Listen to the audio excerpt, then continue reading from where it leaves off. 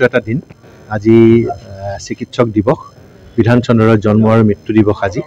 আৰু সেই দিনটোত এগৰাকী চিকিৎসক হিচাপে এগৰাকী চিকিৎসকৰ ওপৰত জীৱন ভিত্তিক উপন্যাস এখন লিখিব পৰাটো মোৰ কাৰণে পৰম সৌভাগ্যৰ কথা আচলতে জীৱন ভিত্তিক উপন্যাস লিখাটো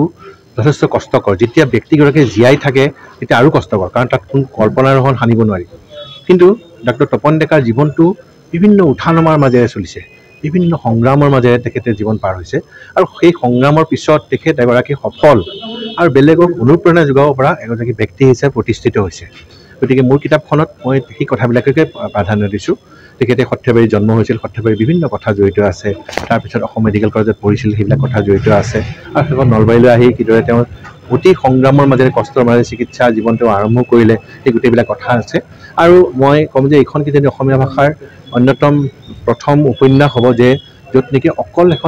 সচিত্ৰ সম্পূৰ্ণ ৰঙীন ছবিৰে কিতাপখনত আছে প্ৰতিটো চৰিত্ৰৰ লগতে বিভিন্ন ছবি সংলগ্ন কৰা হৈছে মই ভাবোঁ পাঠকসকলে এখন কিতাপ পঢ়ি কিছু হ'লেও তেখেতক জানিবলৈ সুযোগ পাব সেই সমসাময়িক সমস্যাবিলাকৰ কথা সমসাময়িক দিনবিলাকৰ কথা জানিবলৈ সুযোগ পাব ঘৰত আনন্দ আৰু সম্পৰ্কৰ চমক বজাই ৰাখিবলৈ জৰুৰী হৈছে সকলো আনন্দময় মুহূৰ্তত মৰমৰ উপহাৰ দিয়াটো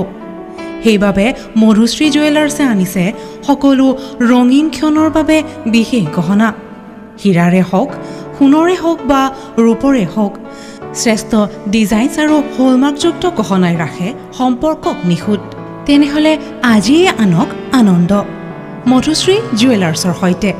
যোগাযোগ কৰক 7002800341 নাইবা ভিজিট কৰক LNB ৰোড নলবাৰী অসম